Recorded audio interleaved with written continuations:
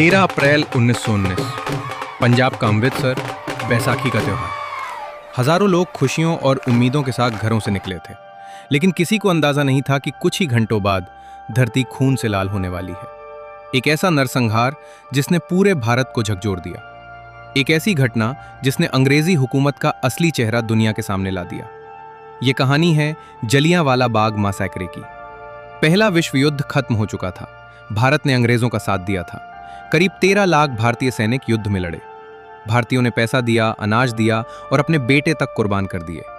भारतीयों को उम्मीद थी कि अब अंग्रेज भारत को कुछ अधिकार देंगे, लेकिन हुआ बिल्कुल उल्टा।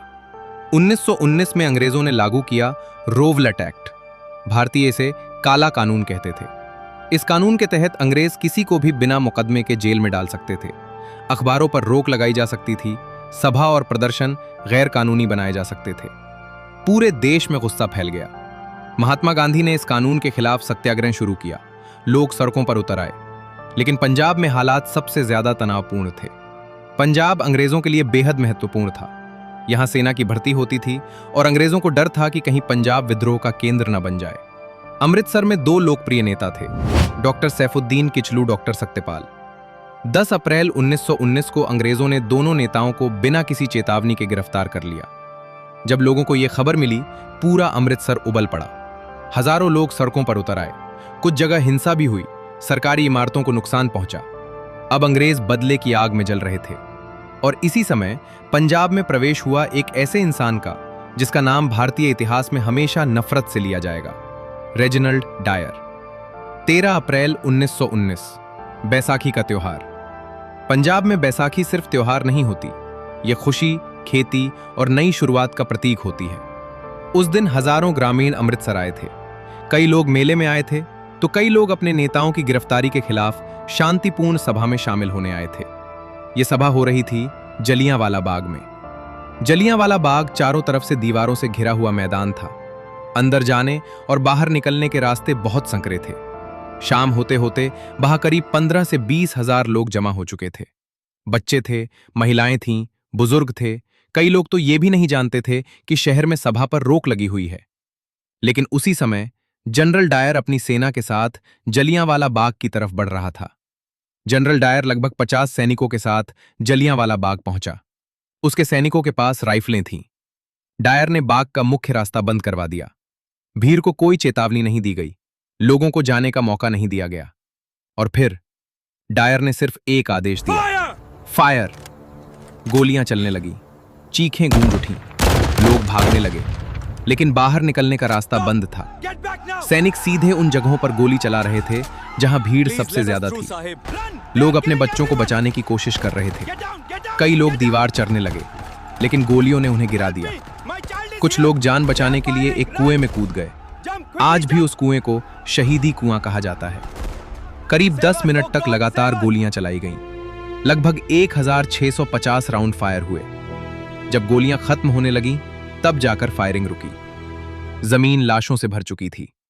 अंग्रेजों के अनुसार 379 लोग मारे गए, लेकिन भारतीयों का मानना था कि संख्या 1000 से भी ज्यादा थी। हजारों लोग घायल पड़े थे, लेकिन किसी को इलाज नहीं मिला। कई लोग पूरी रात दर्द से तड़पते रहे। जनरल डायर बिना किसी पछतावे के वहां से चला गया। बाद में उसने कहा, मैं उन्हें सबक सिखाना चाहता था। उसने ये भी कहा कि अगर रास्ता बड़ा होता तो वो मशीन गन भी इस्तेमाल करता। यह सिर्फ हत्या नहीं थी, यह इंसानियत का कत्ल था। हत्या के बाद पंजाब में मार्शल लॉ लगा दिया गया। लोगों को सार्वजनिक रूप से कोड़े मारे गए। एक गली में भारतीयों को पेट के बल रेंगने पर मजबूर किया गया। इसे क्रॉलिंग ऑर्डर कहा गया। अखबार बंद कर दिए गए। लोगों को बिना वजह गिरफ्तार किया जाने लगा।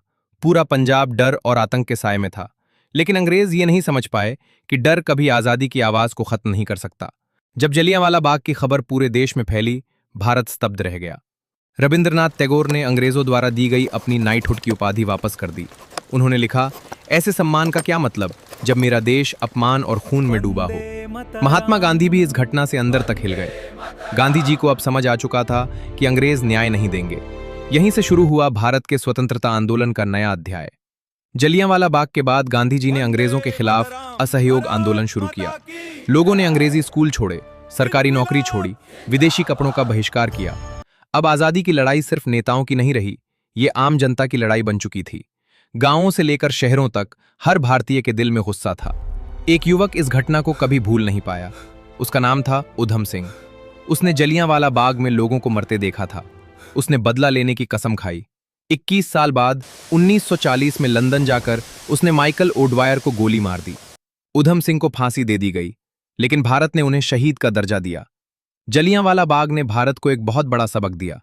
अंग्रेज सिर्फ शासक नहीं थे, वे एक ऐसी सत्ता थे जो अपने राज के लिए हजारों मासूमों की जान ले सकती थी। इस घटना के बाद लाखों भारतीयों का भरोसा अंग्रेजों से टूट गया। मॉडरेट पॉलिटिक्स खत्म होने लगी। अब लोग पूर्ण स्वतंत्रता चाहते थे। जलियांवाला बाग मैसेकर भारतीय स्वतंत्रता संग्राम का टर्निंग पॉइंट बन गया। इस घटना ने भारतीयों को एकजुट किया, राष्ट्रीय आंदोलन को तेज किया, गांधी जी को राष्ट्रीय नेता बनाया, अंग्रेजों की क्रूरता दुनिया के सामने ला दी। ये घटना आज भी भारत के इतिहास का सबसे दर्दनाक अध्याय मानी जाती है। आज भी अमृतसर का जलियांवाला बाग उन शहीदों की कहानी सुनाता है। दीवारों पर गोलियों के निशान, शहीदी कुआं और वो मिट्टी आज भी उस दर्द को महसूस कराती है। 13 अप्रैल 1919 को अंग्रेजों ने सिर्फ लोगों को नहीं मारा था, उन्होंने भारत की आत्मा को घायल किया था। लेकिन उसी खून से जन्म हुआ एक नए भारत का, एक ऐसे भारत का जो अब गुलामी में नहीं रहना चाहता था। और शायद इसीलिए जलियांवाला बाग सिर्फ एक जगह नहीं, बल्कि भारत की आजादी की सबसे बड़ी पुकार है।